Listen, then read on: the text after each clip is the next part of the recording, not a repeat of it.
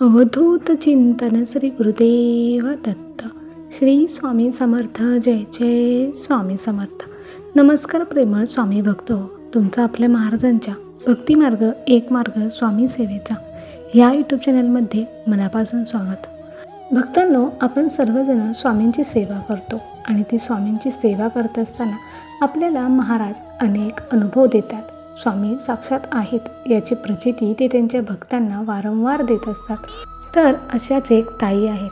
त्यांना स्वामी महाराजांची एवढी मोठी प्रचिती आलेली आहे की ती ऐकताना तुमच्यासुद्धा डोळ्यात नकळतपणे नक्कीच पाणी येणार आहे. म्हणून आजचा हा अनुभव शेवटपर्यंत नक्की ऐका. आणि तुम्हाला पण जर असे स्वामी सेवेत काही अनुभव आले असतील तर ते तुम्ही आम्हाला शेअर करा. आम्ही ते इतर स्वामी भक्तांपर्यंत नक्कीच पोहोचवू. श्री स्वामी समर्थ. आणि तुम्ही जर आपल्या भक्तिमार्ग एक मार्ग स्वामी सेवेचा ह्या यूट्यूब चॅनलवर नवीन असाल तर आत्ताच सबस्क्राईब करून स्वामी भक्तांना जॉईन व्हा. स्वामी भक्तांना स्वामी भक्त जोडूया आणि प्रत्येक कुटुंब स्वामीमय करूया. श्री स्वामी समर्थ. जय जय स्वामी समर्थ. तर भक्तांनो, ह्या ताई आहेत. त्यांचं नाव आहे रोहिणी नलवडे. ह्या ताई बीड येथील आहेत. तर ह्या ताई सांगतात की मी लहानाचे मोठे बीडमध्येच झाले. आम्ही एक साधारण कुटुंबातून आहे. मी माझ्या आईवडिलांना एकटीच होते. मला भाऊही नव्हता आणि बहीणही नाही. मग मी तेथेच राहायचे. मी, माझे आईवडील आम्ही तिघंही बीडमध्येच राहायला होतो. परंतु माझ्या घराशेजारी एक मुलगा होता. म्हणजे लहानपणापासूनच आम्ही एकत्र वाढलो. आम्ही अगदी बालमित्रच आहोत.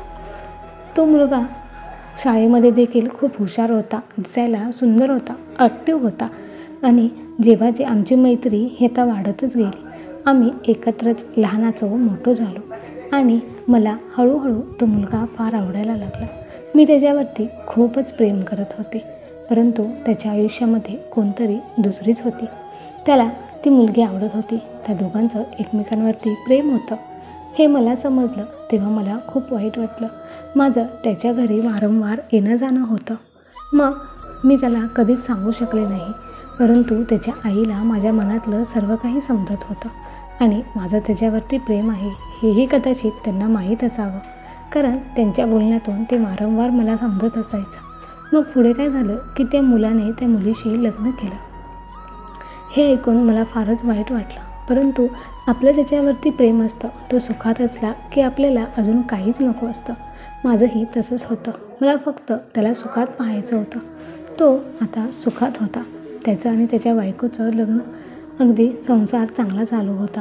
परंतु त्यांच्यामध्ये वारंवार आता भांडणं व्हायला सुरुवात झाली होती.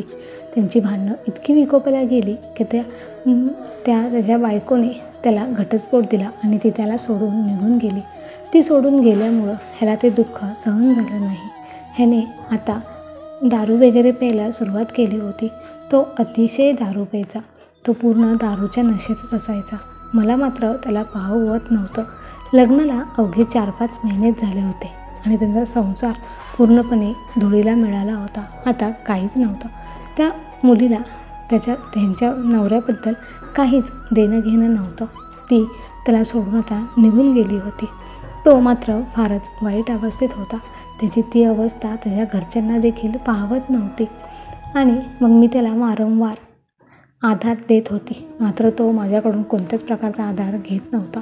मी जवळ गेली की तो मला तू निघून जा असं म्हणायचा. मग मी त्याला तशीच सोडून निघून यायचे आणि इकडे रडत बसायचे. मला काय करावे काही समजत नव्हते. मग मी असंच मोबाईल पाहत असताना स्वामींच्या सेवेबद्दल ऐकलं आणि मी महाराजांची सेवा करायला सुरुवात केली. दररोज स्वामीचरित्र सारामृत ह्या ग्रंथाचे मी दररोज एक पठण करत होते आणि तारक मंत्र, स्वामीनामाचा जप माझं वारंवार सर्व काही चालूच होतं. गुरुवारी तर मी महाराजांची अगदी मनोभावे सेवा करायची, खूप सेवा करायची की महाराज तुम्ही मला कधीतरी नक्की पावसाल. जे योग्य आहे तेच मला द्या.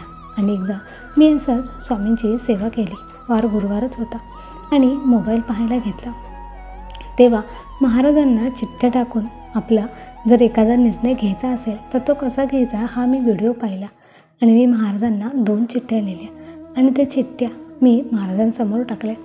आणि मग मी एक चिठ्ठी त्यातली घेतली आणि त्या चिठ्ठीमध्ये जे माझ्या मनात होतं तेच कर असं लिहिलं होतं.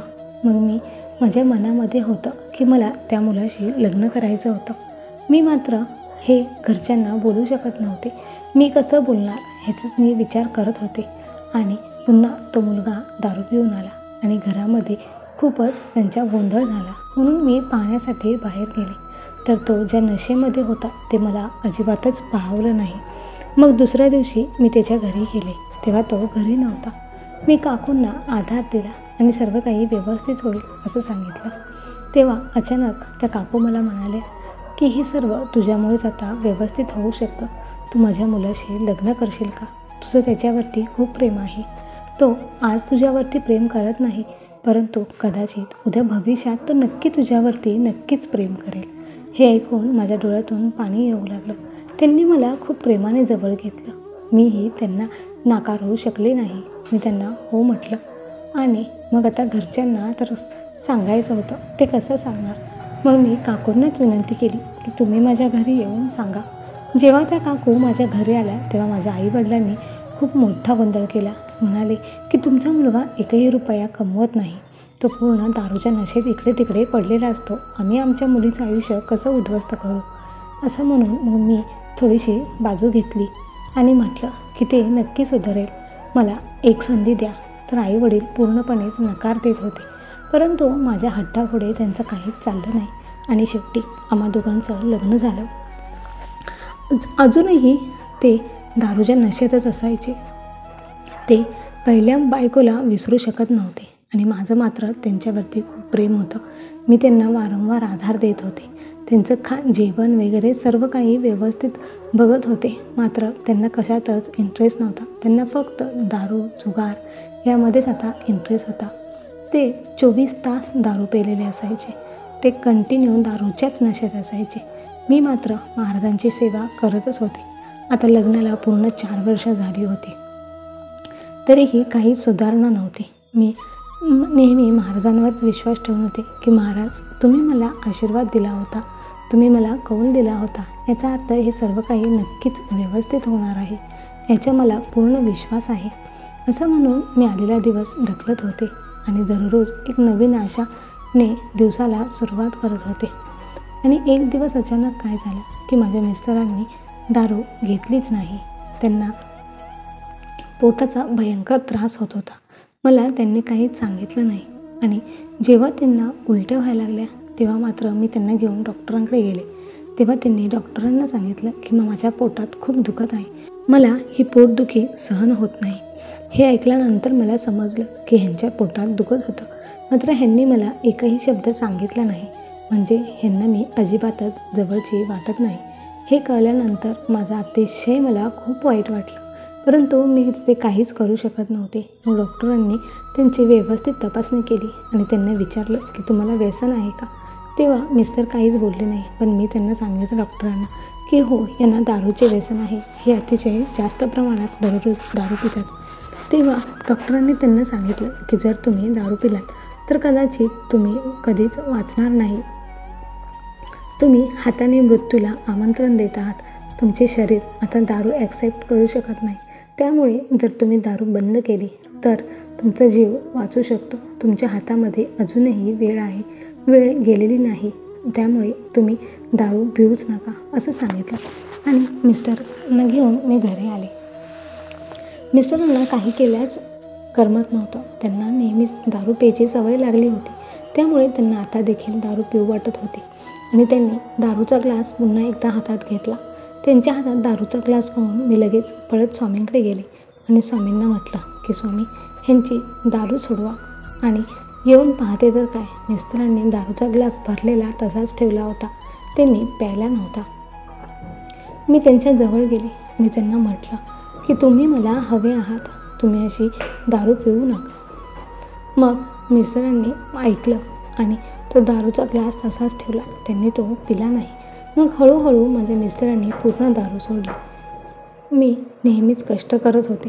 आमच्या संसारासाठी मी जे प्रयत्न करत होते ते आता मिस्टर अतिशय बारकाईने पाहत होते, कारण त्यांना थोड्या दिवसांसाठी काहीच काम करायचे नव्हते.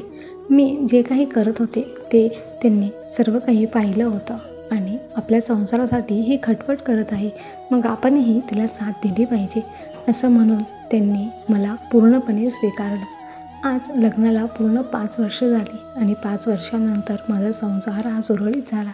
अगदी स्वामींच्या आशीर्वादानेच हे सर्व काही घडलं. अजूनही मला मूलबाळ काहीच नाही, मात्र स्वामी कृपेने मला लवकरच मी आई होणार आहे ह्याची मला पूर्ण खात्री आहे, कारण स्वामींनी एवढं सर्व काही केलं, मग हे पण स्वामींना अशक्य नाही.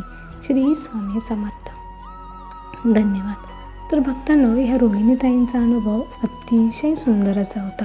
तर तुम्हाला कसा वाटला हे मला कमेंट करून नक्की सांगा आणि व्हिडिओ आवडला असेल तर लाईक करा, शेअर करा आणि असेच स्वामींचे नवनवीन व्हिडिओज पाहण्यासाठी आपल्या भक्तिमार्ग एक मार्ग स्वामी सेवेचा या यूट्यूब चॅनलला सबस्क्राईब करून स्वामी भक्तांना जॉईन व्हा. स्वामी भक्तांना स्वामी भक्त जोडूया आणि प्रत्येक कुटुंब स्वामीमय करूया. श्री स्वामी समर्थ. जय जय स्वामी समर्थ.